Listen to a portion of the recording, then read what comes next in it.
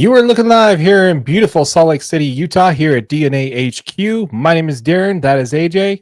And this is an episode of the DNA Sports Recap. How's it going, my friend? Dude, I am so good. I'm looking forward to summer. The weather is beautiful outside. We need to get out and golf. Yeah, that'd be nice. I went like once last year. So I know, but we need to go more this year. Yeah. Like we need to actually get the club, like hit some balls. Get the clubs out, get going for sure. Yeah, that's what needs to happen. And we're going to make that happen. Yeah. Sounds good. We're going to get off on Instagram here and change this here. Do I just click to go live again? Clicked it like 3 times, but whatever. Yeah. All right. So we are live on Instagram as well. If you're watching this on YouTube, stay here because that's where we can see your comments. We're not so great about jumping onto the other side. We do not jump into the Instagram comments. So. Yeah, not as well. That's for sure. But yeah, all right, man. So let's go ahead and get into it. We're gonna have a lot to talk about today. We've got a little bit of Utah football. We've got again Utah Mammoth. We're going to talk a little bit about them.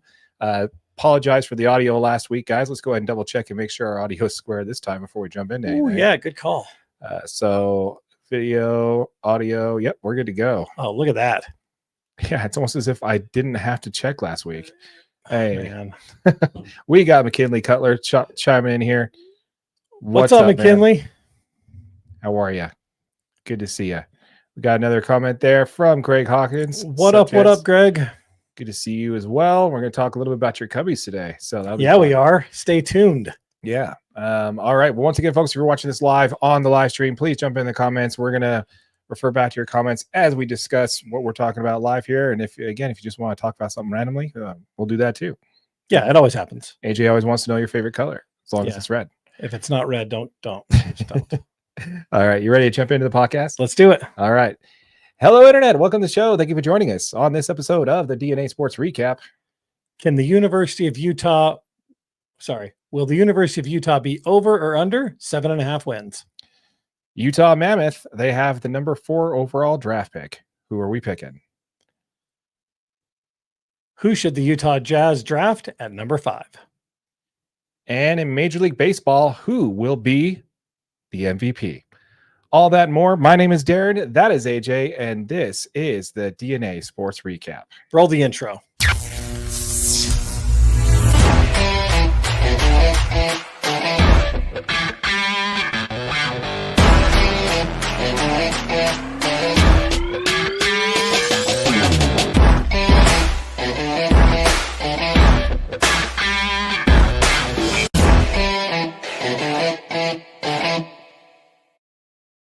How's it going, AJ? I'm doing so good, dude. I'm doing so good. Summer is upon us, dude. It's like 70 degrees outside. Nice. It's just beautiful. Nice. Yeah, it's been great. Love the summer weather. I think we're done with the teases, where it goes up to like 70, 80, and then we boom right back down to the 40s. Dude, I hope so. That's been enough. The rain was nice, though, because it helped my lawn quite a bit. Yes, that's true. Yeah. It did help a lot of people not have to turn their sprinklers on as early, so that's nice. No, mine were already on, so it just got triple watered. But it's so green now. There you go. Yeah. There you go. Before we get into content, folks, we do want to remind you there that we just launched a channel specifically for your Utah football team. This is called the Utah Football DNA. This is a channel specifically for all your Utah football content. A link to that channel, if you're watching this on our main channel, DNA Sports Recap, will be linked in the description down below. Jump into the comments. Let us know what you think about your Utah football team and how they're doing this offseason and how much you're looking forward to fall camp, not spring camp, fall camp. And jump in and let us know what your thoughts are on what we're talking about today. Consider subscribing to the channel if this is the type of content you like, and smash that like button for AJ over there. Do it. He needs it. He lives off of them. Yes. All right. So let's go ahead and first talk about, the first thing we want to get into is going to be about the University of Utah and their over-under predictions there. Yeah. It was reported by FanDuel, has already released the odds for the total number of wins for most college football teams next season. And for the Utes, that's sitting at 7.5. Now, predicting records this early is kind of an exercise in futility, but this does warrant a response from us. Absolutely. Yeah, if you're going to say my Utes are going to win 7.5 games, I need to look at the schedule, and I need to decide whether this is actually possible or if you are up in the night. All right. The worst part is we don't know anything about this University of Utah football team and how the offense is going to look. The defense is always solid. We really have no idea if all the things can be solved by the additions that we made this offseason, right? So that first game against UCLA is going to be the first test. And I think it tells a lot about how this season, about the trajectory of where this season could really end. Yeah. So I think, well, I hope if we can get a win at UCLA and start the season, we've got a great start at starting 3-0, right? Cal Poly's a warm-up game. That's one of the scheduled wins. Wyoming, they're a great program. They're not quite. What's that? It's on the road. It's on the road, and Wyoming's a tough place to play at. Wasn't it on the road last year too, though? They didn't play Wyoming last year. That's BYU. Never mind. Yeah. So shouldn't get those two confused. Whew. Yeah, it's not a good idea. Yeah, don't do that. Running a Utah football team. Channel. Do not do that. But Wyoming's a good program. They have not recruited. They're not the quality of football team that Utah is. That should also be a win. I think it'll be a closer game, I think, out the gates. But again, if the offense can get rolling, that one should be a Utah win. So if we can take UCLA, great start. We can get out to 3-0. That's totally feasible if we can get that UCLA win. Conference play starts with Texas Tech. I think that game, Texas Tech's a good football team. They recruit really well. They have a great presence, obviously, in the Texas area, which a lot of big recruits come out of. But if we're 3-0 at that point, Rice Eccles is going to be rolling. And I think that's a great spot for us to pick up our first conference victory. I think we could open that one with a win in conference play. Now, West Virginia on the road, that place is insane. Right. It is one of the louder arenas in the Big-12. It seats a ton of people. West Virginia is a very tough game on the road. I'm going to say that could be Utah's first loss. Okay. At West Virginia. Arizona State here. I think Utah wins that one. I think it's a tough game. Are you doing a full schedule breakdown? No.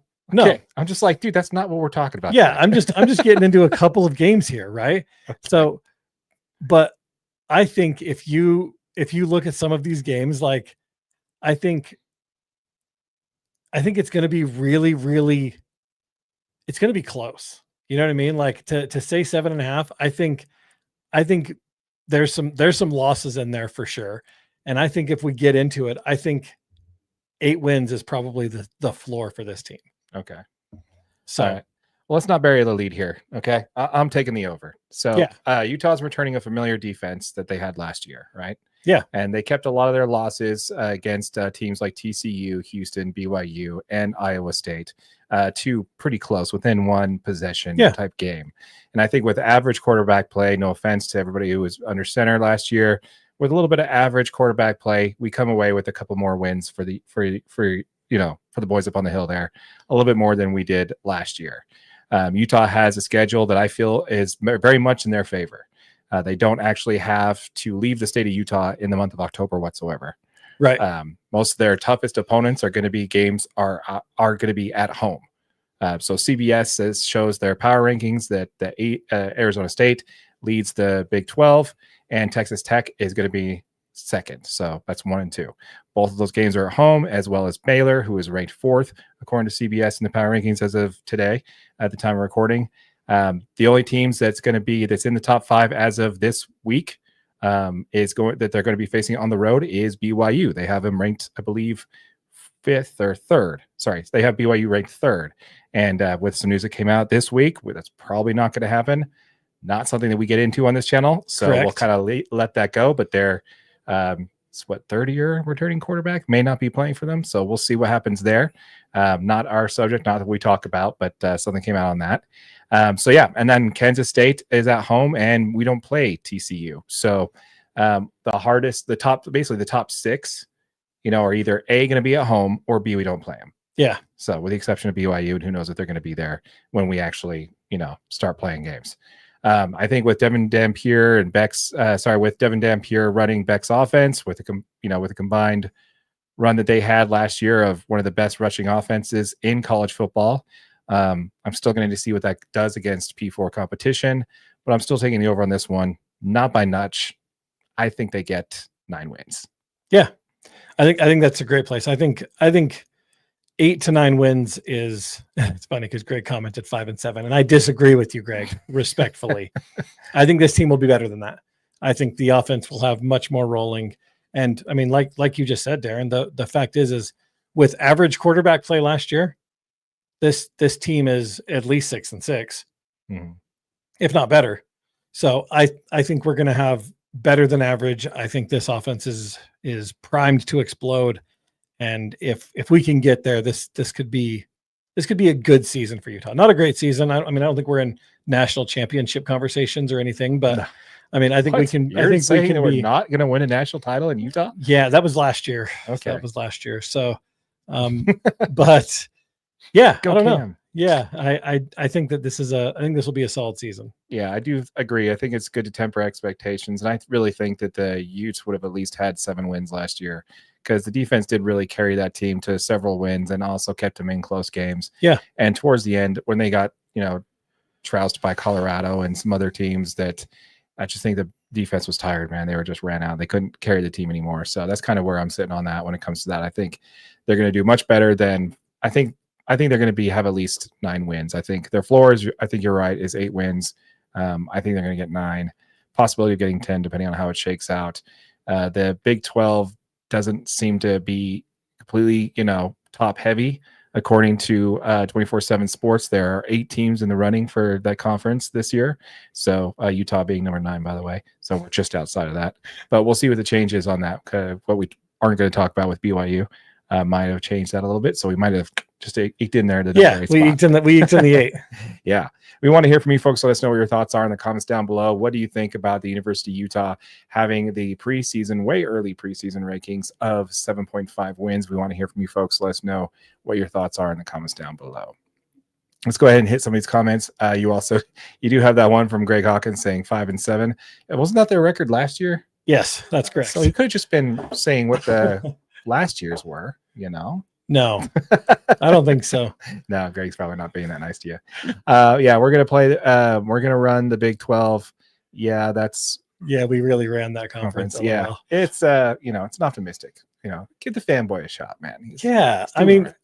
I mean, come on, Greg. The fact is that team with an average quarterback. You can't tell me with average quarterback play they're not at least a 6-6 team last year. Yeah, who knows, man? It was nice to be at the Baylor game to see Cam Rising's last game under center for at least a quarter or two, before he, decided to have a run-in with a water cooler.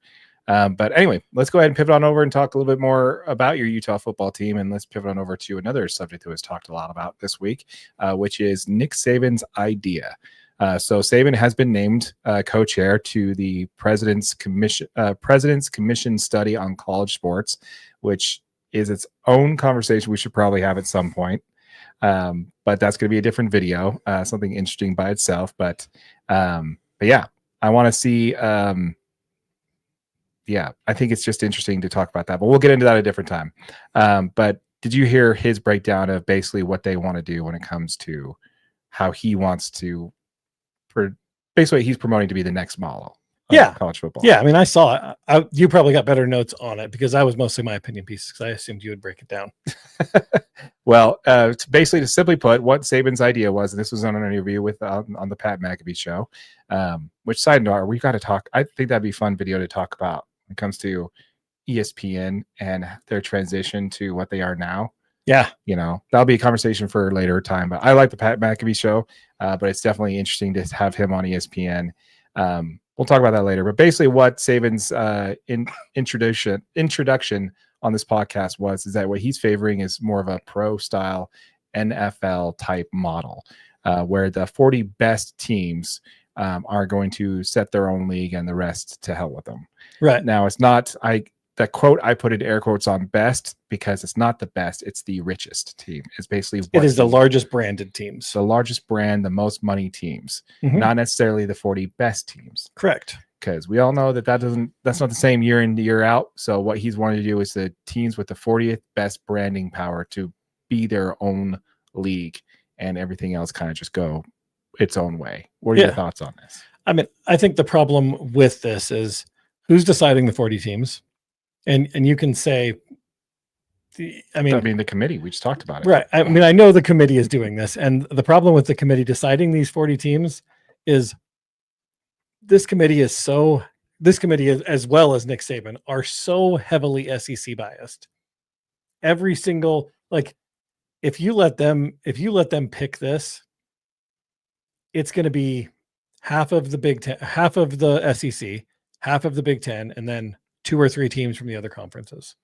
Yeah. Like, I mean, that's just what it's going to be. I mean, they're the largest brands in college football. I mean, even Auburn's a bigger brand than the University of Utah is, way bigger, Right. you know? So I don't know. I mean, I think that college football restructuring is coming. And I do believe that the professional model is probably the best way to go. But I think you have to look at geographical locations when it comes to how you're splitting these up, because there is a ton of West Coast bias that teams on the West Coast don't. I mean, we're from the Pac-12, right? So all we see is, teams from the Pac-12 get abused over the years of they weren't as good as SEC teams, and then then they get to big time games and they show up, and I mean they run blow for blow with some of these SEC teams that were just absolute powerhouses. Yeah. So Big-12 team in the national title game a few years ago, wasn't it? Pac-12? Yeah. Pac-12 was in the national title game, wasn't it? Yeah, Washington was there. So yeah, I mean they lost, but hey, they were there. They were there. In Utah, that counts. Just being there counts. That's correct. We'll take it. Yeah, we don't count Rose Bowl wins. Just the fact that we made it counts. 2 Rose Bowl appearances. Yeah, national title appearance. Exactly. That's all we need. Yeah. Yeah, man. I want to comment on that a little bit. I think that you're right, especially with regards to the SEC bias that obviously Saban's going to have. I think that if you go this route, though, and what you're doing is you're creating NFL light. That's all you're doing. By moving to the NFL model, you're just creating another pro league. And let me ask you, how well does other pro leagues outside the NFL stick around? Yeah, they don't. They don't. They never have. Yeah, now this is going to be a little different because these 40 teams are going to have some of the best power brands in all of professional sports. So they're going to have, and that's going to have some main appeal. But what you're going to do is you're going to be creating a league that eliminates what college football is. College football's greatest appeal is that it is not the NFL. Yeah. It is its own style of football, its own type of atmosphere, its own ecosystem, its own style of play, its own style of, it does everything different than the pro level. And by taking this into this format that Nick Saban represents, that he's recommending, you're essentially ruining that. All you're doing is creating the pro model. Now, do I think there's a way to go about to the pro model and make it doable and fixable and fair for all teams that are relevant? Yes. Yeah. Is it going to basically screw over, your undefeated, Pac-12 team? Yeah, it probably will. Yeah. Those guys are just not going to be in it. Sorry, guys. You're just, sorry, San Diego State. You're just on the outside looking in. Yeah. But I do think that this option is, just simply not going to work. It's going to ruin what makes college football great.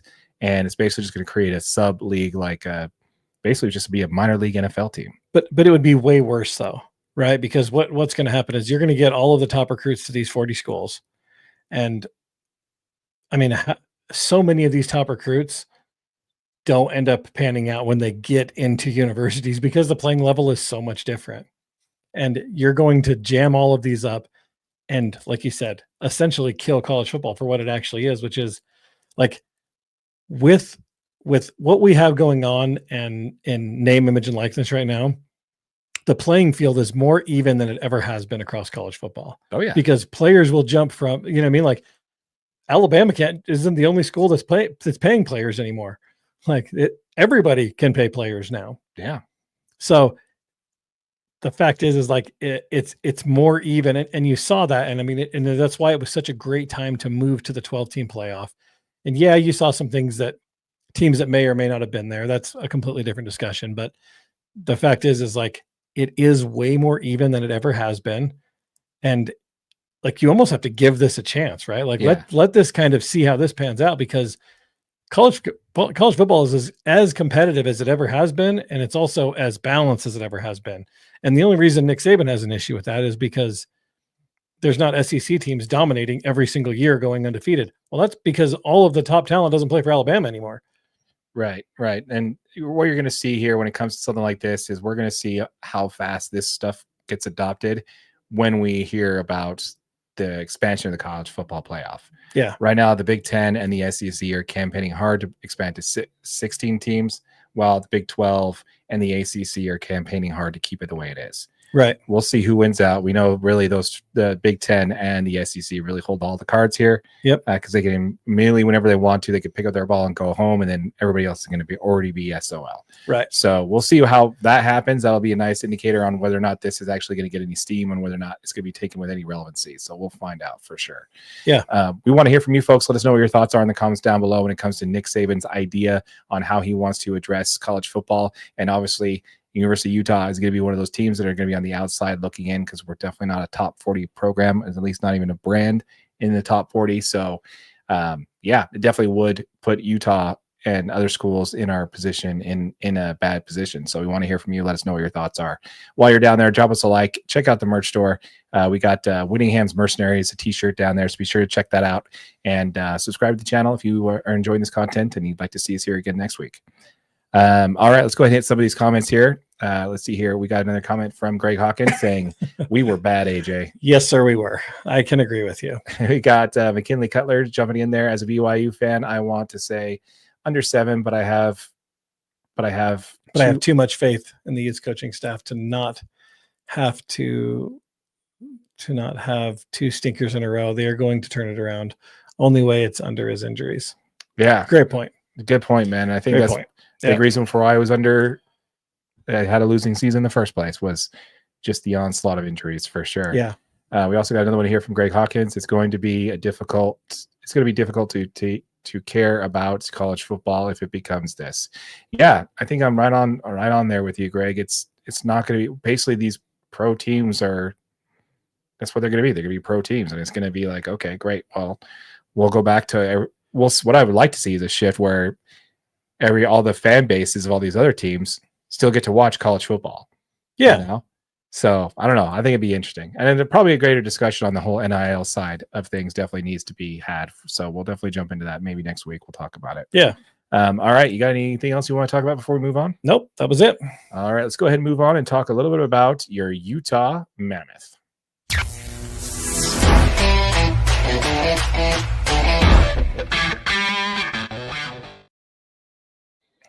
Before we get into content, folks, we want to remind you that we did just launch a channel for your Utah Mammoth called Utah Hockey DNA. This is a channel specifically designed around your Utah Mammoth content. All of our content for the Utah Mammoth will be posted here first. So if you have not yet, check us out. The link to that channel will be in the description below if you're watching this on our main channel, DNA Sports Recap.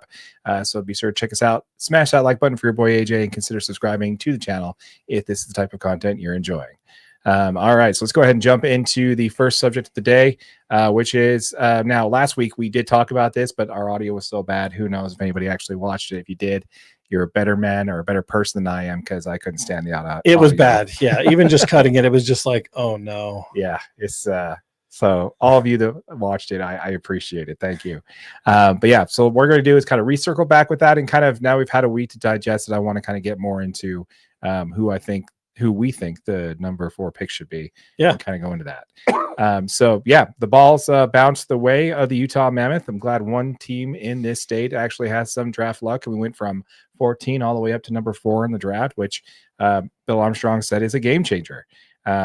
So what do you got, man? What do you have on this when it comes to the draft? What do you think the Utah Mammoth should do with number 4? So totally lost my train of thought there. I think the most important thing for the Mammoth at this point is that these guys absolutely need to select the best player available, regardless of position, right? We need to make sure we do all the scouting, get all the research. Like, this team needs center depth. They need goal scoring. We know that there's no generational talent in this draft, but there is a ton of high quality prospects. And one of those high quality prospects, and the one that I actually like the most, not sure if he's going to make it to 4, because this guy's a great player. Porter Martone. He's a right wing forward. Hey, he's 6'3", 210 pounds. This dude is a really skilled stick handler. And he's a great playmaker. And I really like this guy with this pick, because I think he's a great addition next to some of the really skilled offensive players that we already have. Okay. You're going offense, huh? Yeah. All right. I like it. I'm going a different direction. Okay. A little bit with this. With number 4 pick, Utah's issues this season has been on the defensive end. Right. mainly due to injury. Yeah. Our key players on defense missed practically the whole first half of the season. But the main issues that were affecting this team last season were winning on the road and holding leads down the stretch. Right. Yeah. They'd always give up late goals to give up the lead. And honestly, when I see that there, and we actually have a commenter on one of our podcasts there, if I can find it, I'll link it up here and we'll put it on screen for you. If you're watching this after the live stream, mention this, is that the reason why we had such a hard time holding leads was our lack of defense. So I think absolutely we don't go for the best player available in this draft. What I say we go after immediate need. And what this team needs is obviously some help on defense. For someone number 4, I say they draft somebody who is a defenseman that is NHL ready. And when I think the only player for me on that is going to be Jackson Smith, the left shot defenseman who has an NHL ready size body. He's 6'3", 195 pounds, skates well, can make smart first passes out of the zone. Smith last year had 54 points, which was 11 goals and 43 assists in 68 games he played last season in Ontario. I believe it was Ontario. Correct me if I'm wrong in the comments there. But yeah, he just turned 18 this month. But if you want to draft based off of the team's real need, I definitely think Smith is your guy. I mean, I do really like it because we did have a ton of defensive issues. I mean, yeah, we battled injuries, and we lost the first half of the season where I think there was some gel issues and moving the team and all that kind of stuff had to play with it. But yeah, I mean, I could definitely see going after defense straight out the gate. I think that could definitely help this team. Yeah, I just think having somebody in the minors, basically, that we can call up that's going to be body ready for the NHL. Yeah, I think makes sense for me. I don't know. We want to hear from you folks. Let us know what your thoughts are in the comments down below on who you think that the Utah Mammoths should be taking at number 4. Most mocks drafts have us taking Anton Fondell, who is also just turned 18 this month, by the way. Yeah, which is weird. 6'1", 198 pounds. He is physical. He has a quick release on his shot. He can beat the goalies to his spot of the net from a distance. Again, I don't know. I think we need defensive there, but what do you think about the mock pick of them taking Anton? Do you think that's going to be? That's kind of more about what you're talking about. That is just taking the best talent available at that point. Yeah, I mean, this guy, he's a player that could probably eventually move out to a wing and play on a wing. But I mean, he's an elite offensive player. I mean, and that kind of translates to no matter where you play on the ice, right? So he's an excellent skater. I mean, he uses it well on forecheck. He's a great offensive option. If, like I said, I'm not sure Porter Martone's going to be available at 4, but if Anton Fondell is going to be there, I think that's another great option. Nice.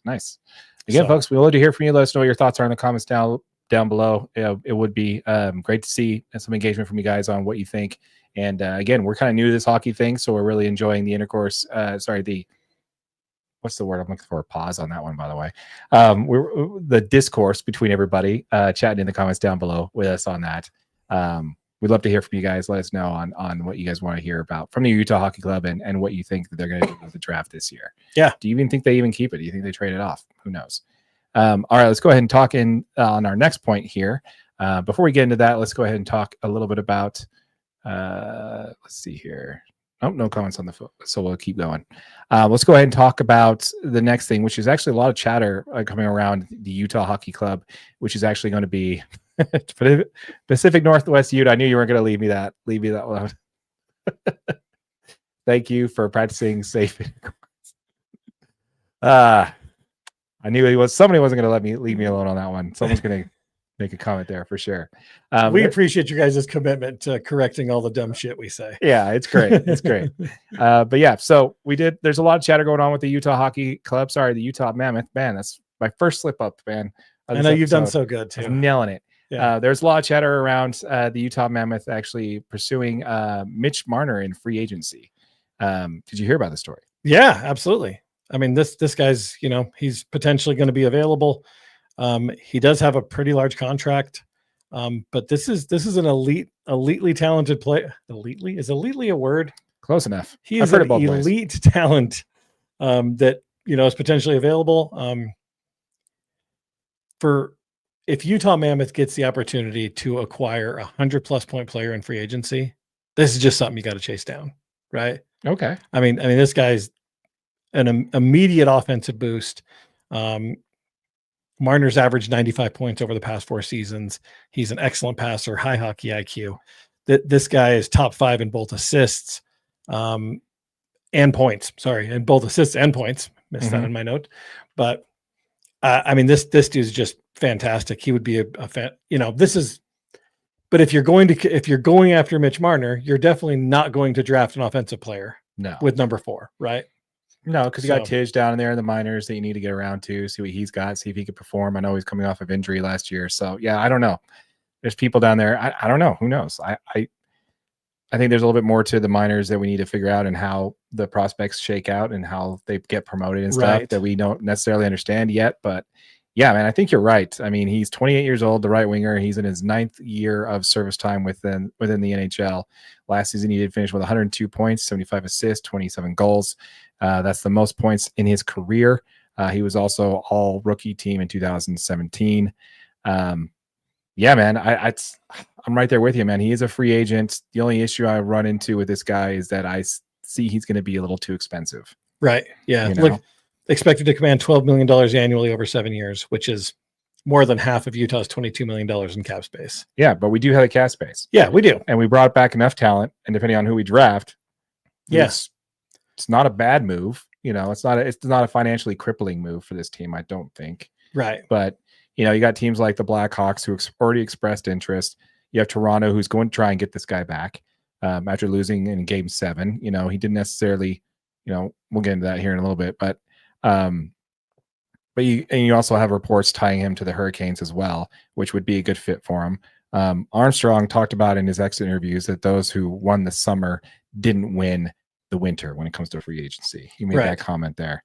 And that's something that they need to be careful on where they spend their money this year. Coach Tourney echoed that in saying statements like, we're going to look to fill specific needs to make this team better versus just having talent for the sake of having it. Mitch was a 63 career playoff point getter. He has 13 goals, 50 assists. He only managed 3 points in the last 5 games of this playoff.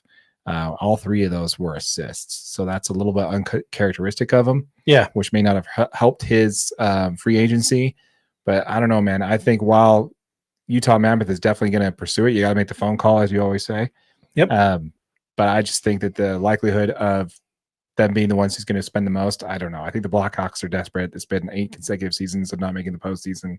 I just see somebody else going for him more than Utah. It's such a huge, for Utah to have an opportunity to get him, the momentum swing in this market would be the biggest, probably game changer for Utah Mammoth, right? Because if you can sign Marner, it really establishes Utah as a serious, attractive NHL destination for us to get future free agents. Yeah. Because that's the big thing is if you can sign a free agent like this guy, you're going to continue to attract talent. And that, I think that could be a reason that you go swing for the fences. Agreed. He is a little bit old, right? Like at 28, it's a little bit risky to sign a 28-year-old to half your cap space on a long-term deal. Yeah. Right. Dude, 4 years, high AAV, call it good. Yeah.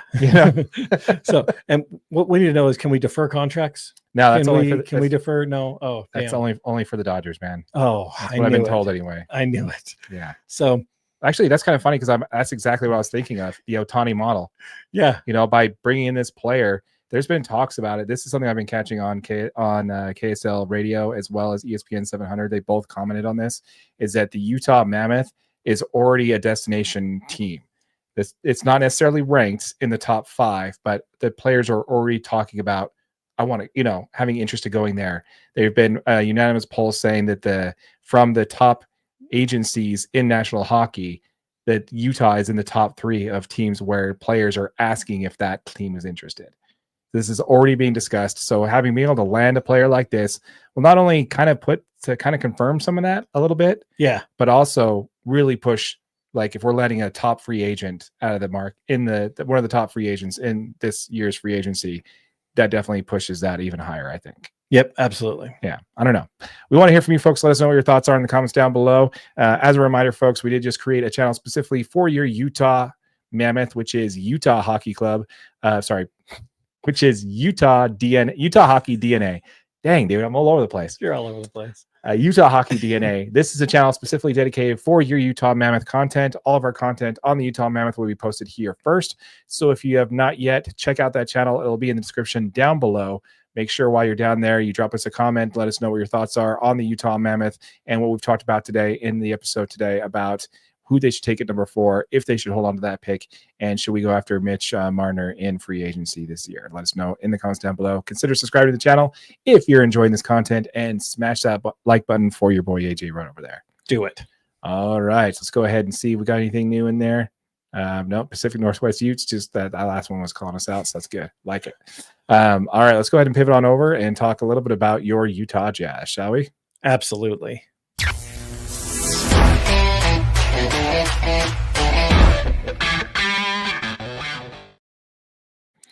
All right, man. So, dude, nice color change, man. That was spot on. That's right. On. Great job. Right. For those of you listening on the podcast, AJ is controlling the colors of the background, which helps us in editing. That's the primary reason we do it, or just to make the set look a little different, for every clip. Yeah. For every segment we talk about. But anyway, before we get into that, folks, we do want to remind you that we did just launch a channel specifically for your Utah Jazz called Utah Jazz DNA.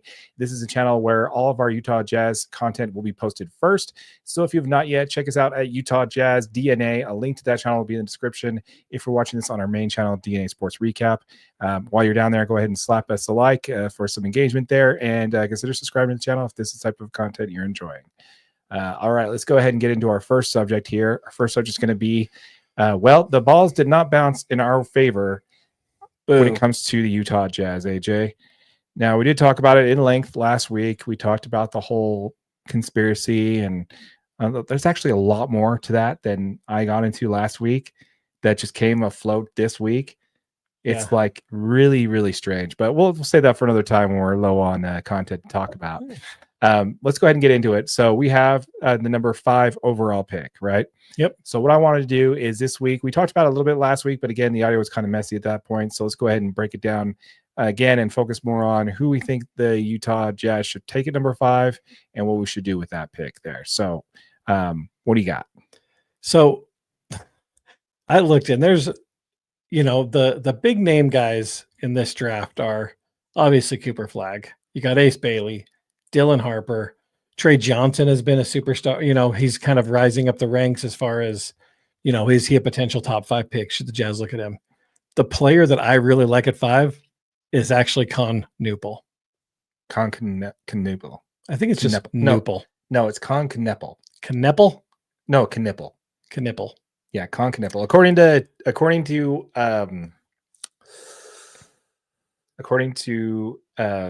ESPN 700 and according to Locked On. Knipple. Con Knipple. Okay, run your line. I like this guy.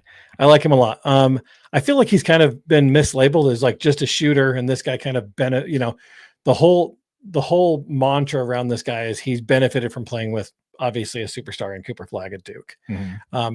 But he's a lot more than that. I mean, this guy's very widely looked at as the second best dribbler, passer, and shooter in this entire draft class. His skill set's really ideal in most NBA systems because he can shoot the lights out of the ball. I mean, this guy's a really effective shooter. He passes the ball really great. He can play off the ball. He can create his own shot. His field goal percentages are all in acceptable range. He is a net neutral. I mean, he's a serviceable defender, right? He's not going to be a positive defender, but even just being an average defender in the NBA is acceptable, right? As long as you're not giving up points, you're fine. He's got a really high basketball IQ. He's not the most athletic guy, but he does have good physicality, and he's great at rebounding. I just like this guy a lot, man. The more that I watched him, I was just like, okay, I could see us taking this guy with number 5. Nice. I like it. Yeah.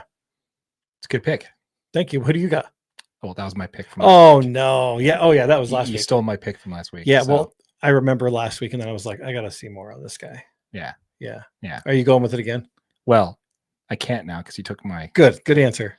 But anyway, so Colin Knepel he is 6'7", 217 pounds from Duke. He was a 90, 40, 50 player, which means he was 90 from the free throw line, 50 from the field, and 40% from 3. For a guy that size is going to be great for any team moving forward including your Utah Jazz. So yeah, I would agree with that pick. Now, why most guys have Jazz picking Trey Johnson as a shooting guard from Texas Tech at 6'6", 190. Some folks have that going up as high as pick number 3. CBS has us picking Ace Bailey. They have him falling down to number 5 for the Utah Jazz. After his size debacle. Yeah, where he's not 6'10". He measured 6'8" at the combine, which is really interesting. He averaged 17.6 points, 7 rebounds, and shot 38% from 3, which is also a great thing to have. And ESPN has us taking Jeremiah Fears, a 6'4" point guard from Oklahoma, 17 points, 4 rebounds, 4 assists per game. I know that David Locke is high on this guy. He thinks he's a good fit. I think we got too many small guards in our team right now. So unless he's gonna, let's add more 6'4" guards. Yeah, well, he's 6'4". I don't know if he's actually 6'4". Right. So we'll see on that. But I don't know, man. He's got hops. He can, he's got speed. He could blow past you. I think he's not necessarily the worst pick. But yeah, definitely not the pick I would go with. So out of that, yeah, Colin Kneppel is probably what I would say. They have him falling as low as 10 though. Right. So when you have him as anywhere from 10 to 12 is where they have him landing. So do you want to waste the number 5 overall pick on a number 10 player? You're taking a risk there. Yeah, but all of these players, I mean, and depending on which like draft preview you're looking at, a lot of these players fall out. Yeah. I mean, every one of them slides 4 or 5 spots. I mean, like you said, in one of them, Ace Bailey falls all the way to 5. Right. Like he's a projected 2 to 3 pick. So I think that the Jazz need to swing for the fences and get a player that can contribute now. So the issue you're running in with that is that they need to develop. They need a player that can develop now, I think is probably because the Jazz are not going to try and compete. Yes, absolutely. Yeah. But exactly. We need a player that's going to be serviceable enough to play the season, get on the floor. He can help this team and he can take advantage of all the minutes he's about to get in an NBA season. Which is going to be a lot more than we're expecting because that's going to be a transition in what we're talking about next. You want to know who I think the Jazz should take at number 5? Who? I say they don't. I say they trade the pick. And that is what we call a transition, folks. All right, so let's go ahead and talk about our next subject we want to bring into, which is the likelihood that Lauri Markkanen will be traded prior to the start of this season. So this was something that's been coming up. This came from Matt Jones of jnotes.com. According to ESPN, Brian Wardhorst, Markkanen's choice to stay with the Utah Jazz came predicated on the belief that the Jazz were going to start being more competitive from then on out, which obviously did not happen for the Utah Jazz. Yep. Not only did they not try and win, they tried to do the exact opposite. So that's where a lot of this is coming from, and we're starting to see a lot of pop up of a lot of trade rumors on Lauri Markkanen. So my question to you there is, do you think the Jazz are going to likely trade Lauri Markkanen before the season starts this year? I think that the Jazz will shop every available option to see what they can get back for Lauri Markkanen, because it is a disservice to Lauri and the player that you brought in. You made him an all-star. He's in his prime years. Lauri doesn't want to go through 2 to 3 more years of a rebuild. If that's the case, I think you have to look at teams that you're going to get. And again, I hate this. I don't want the Jazz to blow it up again. Lauri's our best player, hands down, no questions asked. But if we can get a package back that includes a draft pick this year, and there is some rumors right now that, you know what I mean? Like for potential packages for players this year in the draft, I think it's something the Jazz have to look at because we need to get talent in and going, get their playing time on them. And we have to move towards winning again. Yeah, no, I have to agree with you on that one. I don't know, man. I see it kind of going both ways. I know he signed here because he likes it here. Yep. And he wants to, and he believes on what they're doing here. But if that's true from Brian Windhorst and they kind of just went against their word, I can definitely see the Jazz. He's going to be a problem with this team. We did everything we could and we still got fined for not playing him. I doubt they're going to be able to repeat that again this year. If he's on the team, it's going to make it really hard for this team to win less games than they did this year. Yeah. Which I think you and I both agree is what they're trying to do since they didn't land the number 1 overall pick. Right. All right. So I wanted to take this next subject here the next time that we have with the Utah Jazz and talk a little bit about some of the trade rumors. Yeah, absolutely. So let's go ahead and first talk about the one of Lauri Markkanen to the Miami Heat. Have you seen this one? I did not see this one, actually. Okay. So this is one that was presented by SI.com. This is according to Greg Schwartz of the Bleacher Report via SI.com. So the trade. Miami will receive Lauri Markkanen, Colin Sexton, and Jordan Clarkson. So basically all the guys we're trying to get rid of. Yep. Utah would get back a Nikola Jokovic, Andrew Wiggins, Terry Rozier, Duncan Robinson, and the 2025 first round draft pick via Golden State Warriors, and the 2029 first round pick, which is top 5 protected. So what are your thoughts on that deal? No. That's an absolute no. I mean, I guess if you're trying to be horrible, like Terry Rozier had some great years. Andrew Wiggins, I mean, he was a number 1 overall pick. Yeah. Well, again, you're not trying to win this season. A lot of this is a dump for Miami. I understand that, but you're not getting anything like that 2025 pick. What number? This year's pick? It's like what, number 7? No, it's lower than that, isn't it? For the Miami Heat. Yeah, I thought their pick via was the Golden State Warriors. Yeah, it's lower than that. I think it's like 15. Oh, it's even further back than that. Okay. Yeah. 2029 top 5 protected pick from Miami is what they were. Well, we're 2029 first round top 5 protected pick. So that's a hard pass for me. Yeah, man. I actually like it. I like Nikola Jovic. I think he's a good player. Yeah, he is. Fit well with his team. The rest of those guys, I'm kind of on. Robinson's a great shooter. Yeah. If you're trying not to win games and your goal is to go all in on this one more time and shoot for the moon on AJ DeBanza and maybe get the Boozer kid, and you're trying to do that, then sure, this trade makes sense. But you do get rid of all the contracts we want to get rid of and take on a bunch of other contracts that the Utah Jazz just simply, I think most of these, like I think Andrew Wiggins is on the final year of his deal, Terry Rozier. Some of these are basically just salary dumps for Miami. So if your goal is to just do what they're trying to do, which is lose as many games as possible, it's a good fit, man. My problem is I don't think the Jazz need to lose as many games as possible. Look how that worked out for us this year. I know, but you got to understand that it's that's like what they're doing. I know, but you got to land in like the 4 or 5 range to have a chance at the number 1 pick. And then we're not going to get it because the Jazz never move up.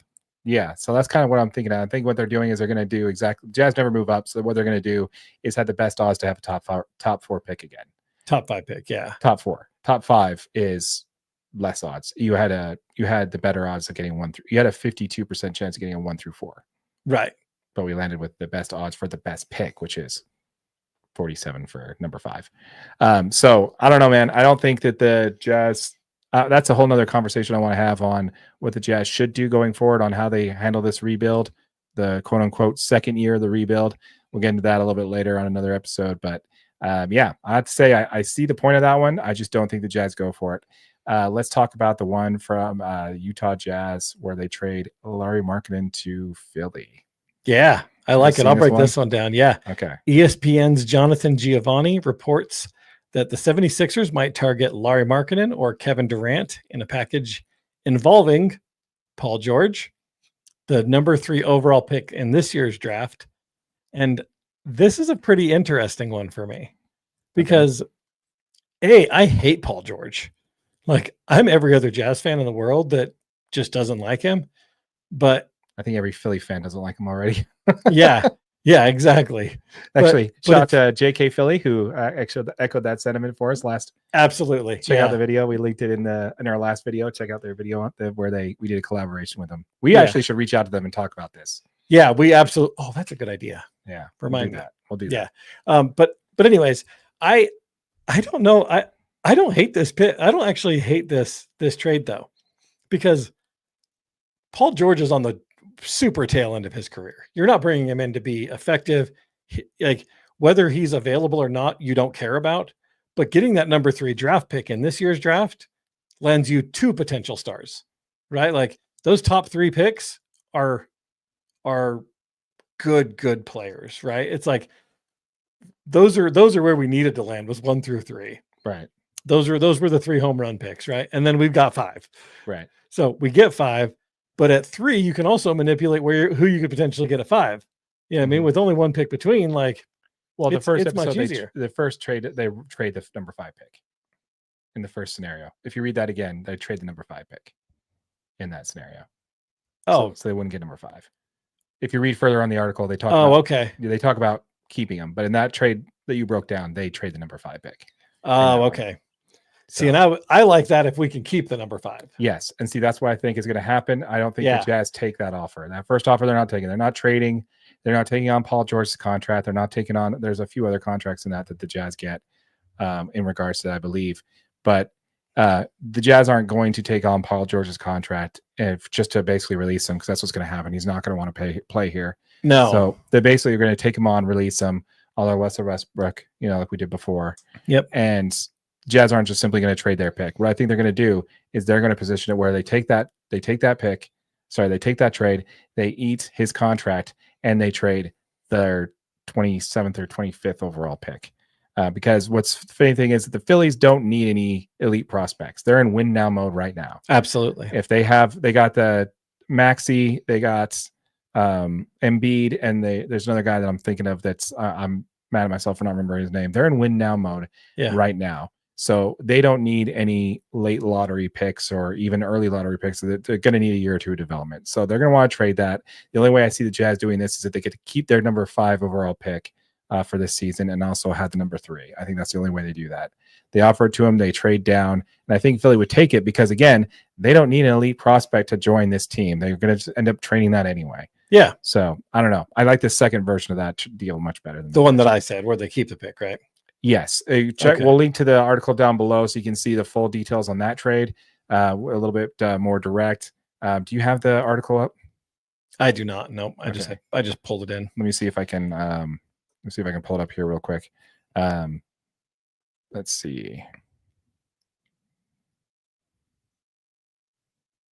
Let's see here. I mean, I think it's really important to know, like, it's really unclear. Like the problem with anything about this is we have what we like to call the Danny Ainge factor, which means that anything is possible, right? We don't know if he's going to keep Laurie, if he's going to move guys away. Like, he might blow the whole damn team up. Like, he might move everybody we thought was like even remotely valuable and just be like, yeah, no, this is going to be fine. Like, we'll just start all over again. Yeah, so they don't go into greater detail on the article about what the represent trade is. It's just that the Utah Jazz are more than likely going to want to put it in a scenario where they don't trade their 5th pick and they just absorb the contract and trade some additional young player depth for them. That are more along the runs of win now. So we'll link to the article in the comments down in the description down below so you guys could take a look at it. I don't know, man. I like that one too. Honestly, man, realistically, real talk. What do you think the Jazz's chances of actually starting this season with Larry Markkinen on the court? Very low. Very low, huh? Very low. Put it on a percentage for me. Less than 30. Less than 30. See, I'm at about 23%. 23%. 25. Is that because Laurie's number is 23? No, but that's a sweet little. That's cool, man. I went there. But yeah, we want to hear from you folks. Let us know what your thoughts are in the comments down below when it comes to Larry Markkinen. Do you think the Jazz trade him? And either one of these options, feasible for you? Do you like it? Do you hate it? Did we miss a trade option or a trade rumor that you like better? Let us know your thoughts are in the comments down below, and we will address it in a future episode, man. It'll be fun. Absolutely. And we did just start a new channel called Utah Jazz DNA. Please make sure you guys like, subscribe. Make sure you let us know what you think of this channel, and please subscribe if you like this type of content. Absolutely. All right, let's go ahead and pivot on over and talk a little bit about Major League Baseball. Actually, before we do that, let's go ahead and jump in and hit some of these comments here. We've had a few go back and forth here. Put the overlay on. Yeah, let's do that. That helps. So if we go back here, we've got Greg Hawkins saying we don't have the space because we're paying a bunch of jabronis to lose games. Yeah, that's true. That's true. The next comment we have there is from McKinley Cutler. Personally, I like Trey Johnson just because I think he's a decent floor. He has a decent floor and super high upside. I think Khan is good, much higher floor, but don't think he has a high ceiling. Okay, yeah. So that's a good point, man. Like Trey Johnson does have You know, he can be, I think his NBA comp was, was it John Morant? Can't remember what they put on the draft boards for what his capabilities are. Yeah. But yeah, I agree there, man. I think while we know what we're going to be getting with Con Knipple, we don't know what we would get with Trey Johnson outside of what he's already shown, which I think is what he's saying, his ceiling's much higher. Yeah. Let's see here. We also have another comment there from McKinley on there. He says, if Ace Bailey falls to number 5, you are taking him. He's kind of scares me for every amazing green flag he has. He's a massive red flag. Not sure I want to draft another high upside project player.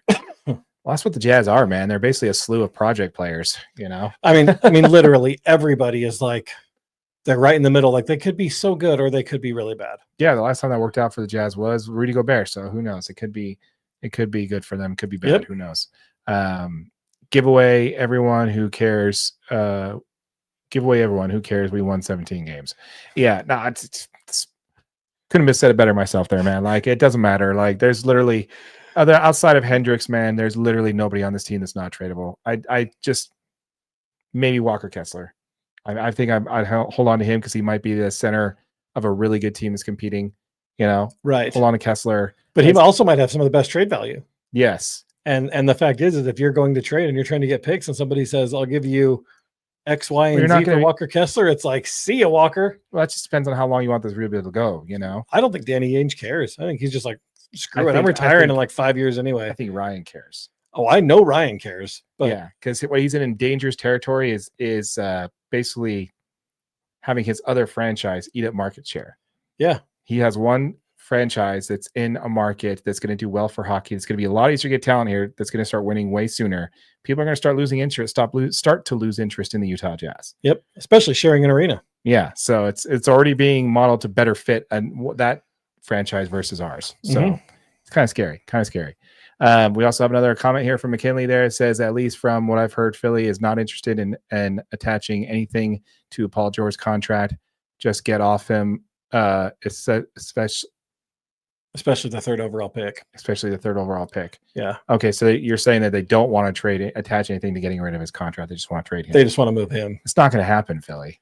Yeah. There's nobody wants Paul George. Nobody's going to take that contract. That stupid contract. Maybe go back to the Clippers if they absorb part of the contract, you know, if they pay part of the contract. Maybe. I mean, I think that's what they're going to have to do is they're going to have to eat some of it. Yeah. So, I mean, they'd have to do something like that. They don't need a number 3 overall pick. They just don't. There's nobody in this draft that's going to contribute to a contending winning team other than Cooper Flagg in this draft. It just isn't. But also, like, especially someone in this draft that's going to contribute, as much as I dislike Paul George, he is an NBA vet that has playoff experience, that he can hit shots when you need him, right? Like, he's not going to be available in the playoffs. Yeah, but if you just sit him for half the season, he'll probably be healthy. He still wasn't hurt. Still was hurt.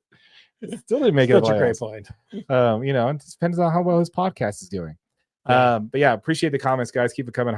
Keep them coming, man. We love it. Let's go ahead and pivot on over and talk a little bit about Major League Baseball.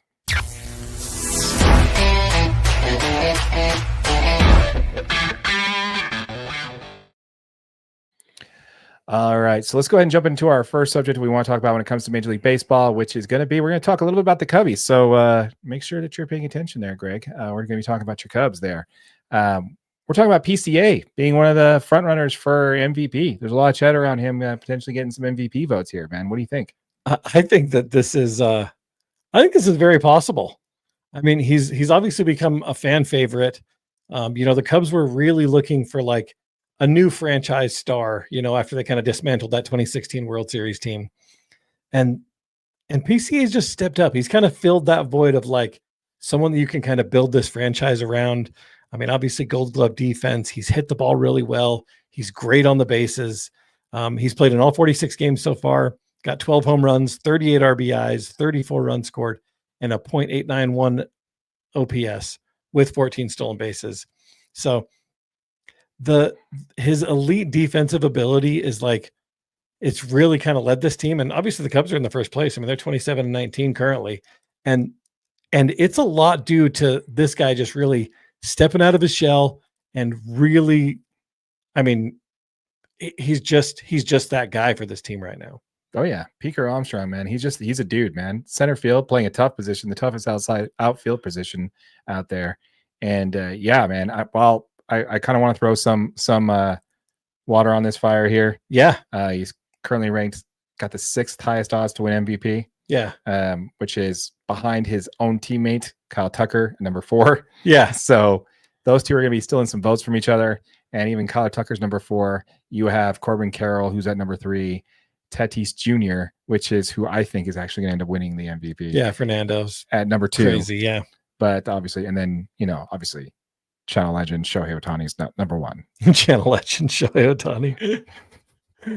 Next to Greg Hawkins, man. Channel legend Shohei Ohtani. We got more views because of Ohtani content than anything. That's true. And Greg, you only watch like once. Yeah. You only count as one vote.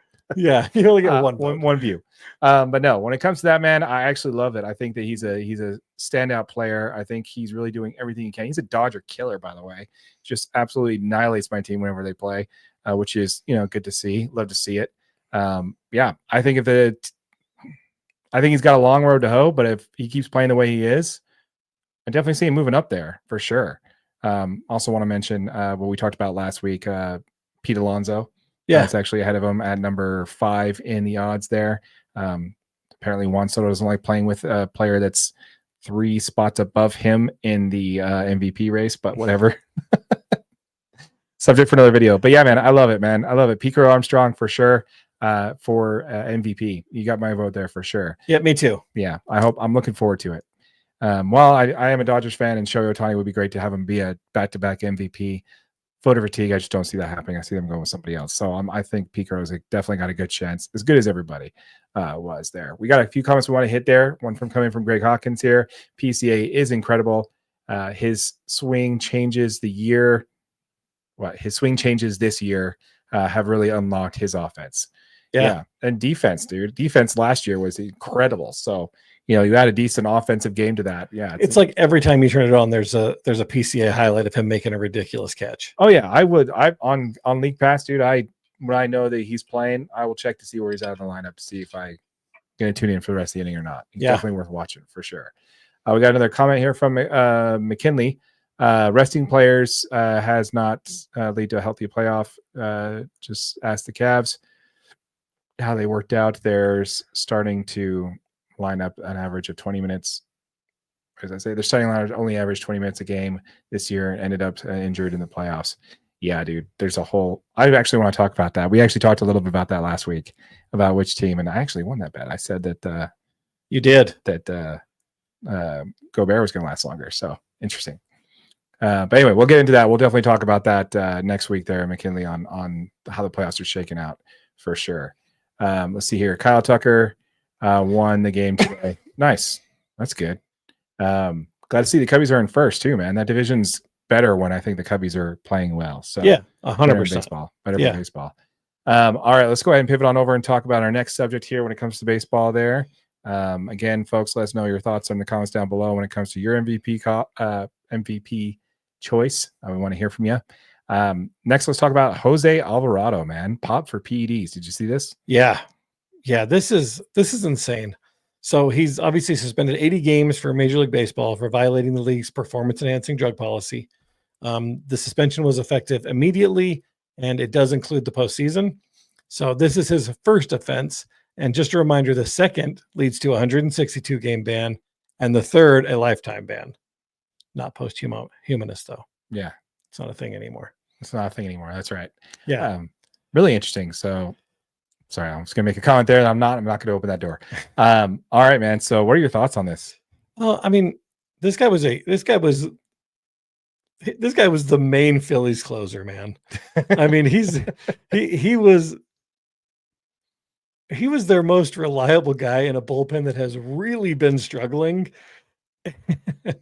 I mean, I guess you see why he's been a superstar. I mean, it helps a whole lot when you can pump a bunch of junk into your veins and like, I feel great. Yeah. So, I mean, his stats before the suspension, he had a 2.7 ERA. He had 20 innings pitched, 7 saves, 25 strikeouts, 4 walks, and a 1.2 whip. So, in his 5th season with the Phillies, he obviously came over from Tampa Bay in 2021. Yeah. I just think that these guys are going to have to find something because that Phillies bullpen was struggling. They just kind of keep taking hits. I love to see the Phillies down. Bring it on.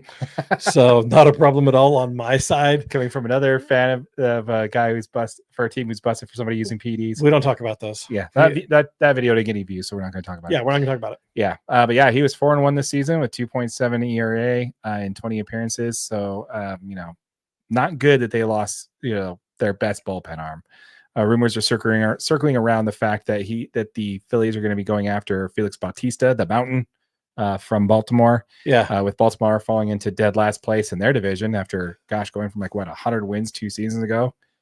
We did a lot of videos on them about how well they're doing and the new ownership and how great everything was going. Man, that de-escalated very quickly. Yeah, that snowballed. That got real big real quick. And all of a sudden they're just like in the tank. Yeah. Phillies has got to do something, man. They're the top team in the NL right now. They surpassed the Dodgers for the best record in the National League, second to the Detroit Tigers in all of baseball of all teams, which is really weird to say. Yeah. The Detroit Tigers, the best record in baseball. Weird. But yeah, man, not good for Philly fans. Let us know what your thoughts are in the comments down below when it comes to this. Let us know what you think. What do you think the Phillies are going to do? Do you think they should make a trade for Felix Bautista? And yeah, we want to hear from you. Let us know what your thoughts are. All right, we got a couple of comments here. We also got another one from Greg Hawkins saying, what about Juan Soto? Crazy story. Yeah, we'll definitely get into that. Do you want to talk about that before we get into it? Have you heard this story? No. So he's been busted a lot for not hustling. Like Juan Soto has? Shocker, Yeah. That the guy who just signed the fattest contract in all North American professional sports history all of a sudden is not hustling as hard as he was the year that he was going to get his fat contract. Weird. Super weird to hear about that. Yeah. So surprised about that one. Yeah, I don't know, man. He's getting a lot of flack for that. He's also getting a lot of flack for his comments that we talked about in a previous episode about how he's missing Judge, and the only time he talked with any of his old teammates was when he had a chance to talk to Aaron Judge on the floor. He doesn't really.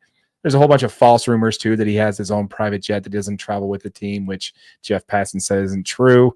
So he's also, what he did was that when he was in New York, he promised the media he'd come back and chat with the media. He said, I'm just going to go say hi to some family that's in New York first and then I'll come right back.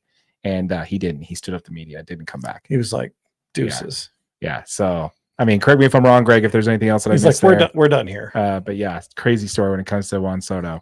Before we do that, let's go ahead and, nothing gets views more than when we talk about the Dodgers, but this one's going to hurt, man. This one's going to hurt. Yes, that's correct. We're going to talk about the Dodgers here, and we're going to talk about their continuing. It's something I have to say every single week, AJ, another pitcher is down for the Dodgers. Are you surprised at this point? A little. What's funny is I remember the beginning of the season, you're like, we're built for injuries at this point. Yeah. We're built to have enough starting pitcher to withstand some injuries. It doesn't help when every pitcher on your roster is injured, Darren. No, it doesn't. And when you're hailing the return of Clayton Kershaw as a need, not just a luxury, that's dangerous. By the way, Clayton Kershaw, the GOAT, I'm a true believer in Christianity, made his return to the Los Angeles Dodgers this weekend. Of course, the Dodgers lost, gave up 4 earned runs in 5 innings pitched. Not the greatest showing, but I liked his stuff. It looked good. He touched 91. He was able to push off his toes, left a few pitches middle. His slider was hit a lot for foul balls, which is usually his put out pitch. It's a swing and miss pitch. Yeah. So a little bit of work on that, and I think he's going to be golden. But moving on from that, yeah, man, I don't know. Do you want to hear the injuries that the Dodgers have right now? I would love to. Okay, so the latest was Evan Phillips. He went down due to an elbow inflammation, and he's expected to be out until June 16th. Michael Kopech, he's not going to return until at least May 26th, and that is on a best case scenario. Michael Kopech's been injured all season. He's been making a lot of rehab starts. He's probably have like 7 or 8 rehab starts now. Not starts, but games because he's a reliever. He has not done well. They're like, you're not ready. I think his ERA is like over 5 in the minors. AJ. Yeah, over 5. Brusdar Graterol expected not to be back until September 2nd. Hasn't pitched at all this season. Kirby Yates hit the injured list with a hamstring issue. He gave up a whole bunch of runs in the Dodgers' loss to, I believe, Arizona, and had to come off the mound due to an injury. It's a hamstring. He's out to at least June 2nd. So not long, but yeah, not too bad on that one. But yeah, let's go ahead and get into the starters, shall we? Yeah. Yeah. So that's some of the bullpens there. Blake Snell hasn't pitched since late April, middle of April. Yeah, he made what, 2-3 starts? Two starts, and he's been out. Won't be back until June 5th. Tyler Glasnow out until June 13th. He's out with a shoulder injury. Roki Sasaki, we talked about last week, also on the IL, not expected to be out. Going to be expected to be out till at least next week. Hopefully, not going to need an IL stint. But yeah, so those are the 3 starters. The worst part about this, AJ, none of them are throwing bullpen sessions right now. Like they're all hurt. They're all hurt. They're not coming back anytime soon. Roki Sasaki hasn't touched a baseball yet. Not a throwing program. Glasnow and Blake Snell are both on throwing programs. Neither of them are throwing bullpens. Yeah, dude, this is painful. And also, let's go into the fact that River Ryan, one of the players we brought in from blowing out his elbow because the Dodgers lost so many players last year. Right. Also on the IL, Blake Trinan. He's going out with forearm soreness, which means he's going to be out till June 18th. We just gave him a 2-year contract. What are the odds that injury is not going to end in a TJ? Yeah, and it just kind of goes on and on and on. Go out, Gavin Stone, Kyler Hurt, Emmett Sheehan, Michael Grove, all these starting pitchers that we pulled up from the depths of the minor leagues all got hurt last year and won't be seeing anytime soon. Emmett Sheehan is the only bright spot. He's throwing a bullpen. But yeah, dude, it is just, oh my gosh. Like, dude, what is going on? What are they feeding these pitchers? I mean, the bright spot in all of this is it's not super long-term injuries on any of these guys, right? So you're just kind of hoping that you can get some of them back. You're hoping you don't need to lean on them. And last year you had so many injuries that were like immediately required surgery. Yeah. This year they are much shorter term, like a right hamstring injury for Kirby Yates. He's out a few weeks. He's back. Like, you can manage those as a baseball team. It's when you're losing guys to elbow surgery and they're just out and you've got to remanage everything.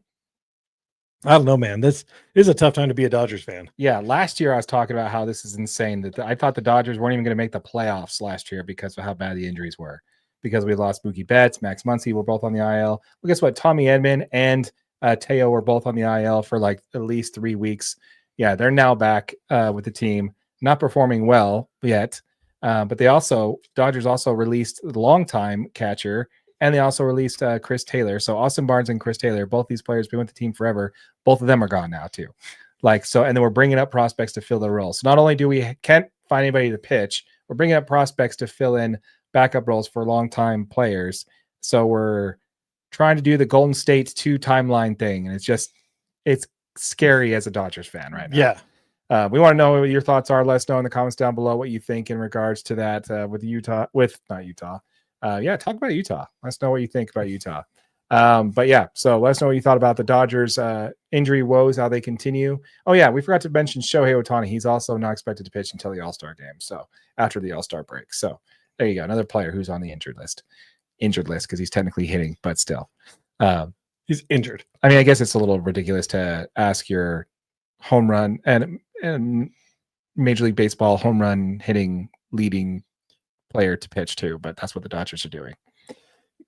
I mean, they might need him. Yeah. I mean, they're kind of running out of options, bro. Yeah, they definitely are. All right. Well, last thing I want to do before we get out of here is just wrap up a little bit of rivalry weekend. Yeah. So, dude, who did the Braves play this weekend? Do you know? Red Sox. The Red Sox. Mm-hmm. Did not know you guys were rivals. Yeah, we are. Apparently. Okay. Cool. We played during rivalry weekend. Yeah. And the Dodgers played the Angels. I know, yes, the Dodgers did get swept by the Angels. Yes, I know. Before you get at me in the comments, yes, I know the Dodgers did play the Angels and we got swept. Blah, blah, blah. You know, but yeah, this was not rivalry week, man. Who are the Red Sox supposed to be playing in rivalry week? The Yankees. Yeah. And who should the Braves be playing? Dodgers. I'd say Cardinals or Phillies. Yeah, the Phillies. I'd say those two more than likely than anything. And then the Dodgers should be playing the Giants, and the A's should be playing maybe the Angels. I don't know. Did they really have a rivalry? Really? I mean, the A's did play the Giants in the Battle of the Bay, but one of those teams aren't even in the Bay anymore. You know, like what was rivalry week about this? The Yankees played the Mets. Yeah. So, I mean, that's kind of a big deal. It's the first time Juan Soto's back in the Bronx. So I guess there's a storyline there. Shohei Ohtani playing against his old team. Maybe there's a storyline there if you stretch it out. But, I mean, you know, that's not really a story. No. You know, so I don't know, man. This whole rivalry weekend thing just kind of seems like MLB picked a week on the calendar and just said, ooh, Juan Soto's going back to the Bronx rivalry weekend. Rivalry weekend. Did you see that they did great as far as like attendance records? So the total weekend attendance was 1,608,475, which is the best pre-Memorial Day weekend since 2012. No kidding. Mm-hmm. The average weekend attendance was 35,744. And the Saturday attendance was 568,186, which is, again, the best since 2012. Really? Mm-hmm. Interesting. I guess we'd have to dive. So it worked, basically, is what you're telling me. It absolutely worked. Yeah, there was a 45% gross. increase in merchandise sales versus the same weekend in 2024. Oh my gosh! So that's the worst part, is that teams didn't really play any rivals, and it made money. Mm-hmm. So expect more of this next year. The Dodgers are going to play the Rockies, I guess. Mm-hmm. You know, 42% increase on views on MLB social media versus 2024. 37% increase in engagements on social media. 3 out of the top 10 Instagram posts were from the Subway Series. Okay. Well, yeah, the Subway Series probably brought in a lot. Right. Probably a big part of this, yeah. for sure. But yeah, I don't think anybody cared about Ohtani playing against the Angels. I don't think anybody really cared about that. Doubt it. Yeah. Except for Angels fans. They probably still heard about it. Yeah. The Subway Series was actually the 3rd and 4th most watched games ever on MLB TV. No kidding. Yep. Wow. That's awesome. Let's go ahead and jump into some of these comments here before we get out of here. We have Greg Hawkins said it's weird, like the Cubs White Sox game, not really a rivalry, different divisions, and the teams are in different places right now competitively. It's always been Chicago. It's always been the Cubs and Cardinals. Yeah, Cubs and Cardinals. I think that a lot of these they just picked geographical and thought that counted as a thing. I guess they're like, you two are close. You're now rivals. Yeah, I guess. I mean, I guess it's but Atlanta and Boston. See, that would make sense though. The Cubs versus White Sox. That's the north side and the south side of Chicago. It kind of makes sense, but you're right. There's really no level of competition there. Yeah. I didn't see it, man. We also have another comment here from Greg. I noticed that a lot of teams were like this too: Dodgers, Angels, Phillies, Pirates, Rays, Marlins. It was geographical, man. I'm telling you. Yeah, that's how they decided it. Yeah, it was not really rivalry based. So yeah, kind of interesting. But the fact that you just broke it down there, it did work. So expect to see more of that. Correct. Good stuff. Once again, folks, we want to hear from you. Let us know what your thoughts are in the comments down below. Check us out on our merch store. We have some stuff there. We actually have a 643 t-shirt up there for Major League Baseball, so be sure to check it out. As a reminder, folks, this channel did just hit 1,000 subscribers. If you have not yet, be sure to smash that subscribe button. We are giving away the first $500 that we earn in AdSense revenue back to our subscribers. So if you have not yet, hit that subscribe button, hit that notification bell so you don't miss out on that giveaway. 5 subscribers are each going to earn $100 each. So make sure you subscribe so you don't miss out on that giveaway. Yep. And if you're watching on YouTube on one of our short videos, just know this is available as a podcast wherever you get your audio. With all that said, my name has been Darren. That has been AJ. And this has been an episode of the DNA Sports Recap. Till next time.